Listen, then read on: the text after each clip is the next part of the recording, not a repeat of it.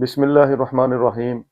فقہائے کرام نے نماز جنازہ کی ادائیگی کے وقت دو چیزیں اس کے فرائض میں اور تین چیزیں اس کی سنتوں میں شامل کی ہیں۔ نماز جنازہ کے فرائض میں قیام کرنا، یہ نماز جنازہ کا پہلا فرض ہے۔ اس سے مراد یہ ہے کہ نماز جنازہ ادا کرتے ہوئے کوئی بھی شخص بغیر عذر کے قیام کو ترک نہیں کر سکتا۔ اگر وہ قیام کو ترک کرے گا تو پھر نماز جنازہ اس کی درست نہیں ہوگی۔ نماز جنازہ کا دوسرا فرض 4 بار اللہ اکبر کہنا، یہ مقتدی کے لیے بھی یہ 4 تکبیرات کہنا یہ فرض ہے۔ اکثر اوقات یہ دیکھا گیا ہے کہ لوگ یہ خیال کر لیتے ہیں کہ شاید تکبیر تحریمہ یعنی پہلی دفعہ تو تکبیر کہنا ضروری ہے، لیکن باقی تکبیرات صرف امام پر ہی چھوڑ دیتے ہیں۔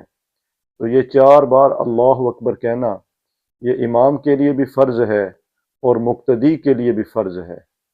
اگر ان 4 تکبیرات میں سے کوئی ایک تکبیر نماز جنازہ پڑھنے والا کوئی بھی شخص اگر اپنی زبان سے نہیں کہے گا تو پھر اس کی نماز جنازہ درست نہ ہوگی۔ اسی طرح 3 چیزیں ایسی ہیں جن کو فقہائے کرام نے نماز جنازہ کی سنتوں میں شامل کیا ہے۔ پہلی تکبیر کے بعد ثنا پڑھنا یعنی اللہ رب العزت کی حمد و ثنا کہنا، یہ سنت ہے۔ دوسری تکبیر کے بعد نبی کریم صلی اللہ علیہ وآلہ وصحبہ وسلم کی ذات بابرکات پر درود و سلام بھیجنا، یہ نماز جنازہ کی دوسری سنت ہے۔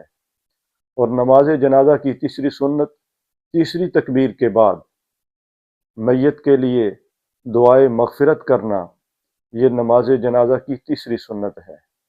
ایسے ہی جب نماز جنازہ کے لیے چوتھی تکبیر ہم کہہ لیں گے تو 4 تکبیرات کے بعد مستحب یہ ہے کہ دونوں ہاتھ کھول دیے جائیں اور دونوں ہاتھ کھول کر دونوں طرف سلام پھیر دیا جائے۔ اگر کوئی شخص ایسا ہو جو نماز جنازہ میں مسبوق ہو، مسبوق سے مراد یہ ہے کہ نماز جنازہ میں امام کے ساتھ وہ لیٹ شامل ہوا ہو، اس کی کچھ تکبیرات رہ گئی ہوں، تو پھر اس کا طریقہ یہ ہے کہ جب امام صاحب نماز جنازہ مکمل ادا کر لیں، سلام پھیر دیں، تو یہ بندہ سلام نہیں پھیرے گا بلکہ اپنی بقیہ تکبیرات کہے گا، اور جو چیزیں ان تکبیرات میں رہ گئی تھیں، مثلا اگر حمد و ثنا رہ گئی ہے تو ایک تکبیر کہے اور حمد و ثنا پڑھے۔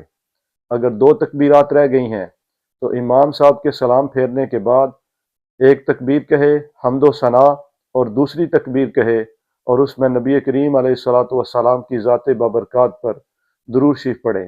اگر 3 تکبیرات رہ گئی ہیں تو 3 تکبیرات کہے اور جو تیسری تکبیر کے بعد میت کے لیے دعائے استغفار ہوتی ہے وہ بھی کہے اور اس کے بعد پھر سلام پھیر دے۔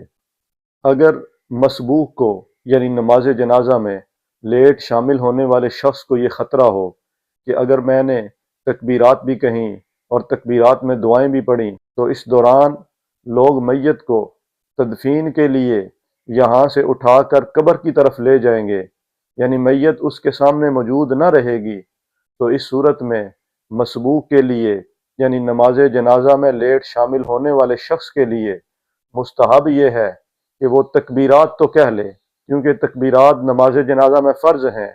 جتنی تکبیرات رہ گئی ہیں وہ تکبیرات کہے اور جو چیزیں پڑھنی تھیں ان کو چھوڑ دے، صرف تکبیرات کہے اور سلام پھیر دے، تو اس صورت میں اس شخص کی طرف سے نماز جنازہ ادا ہو جائے گی۔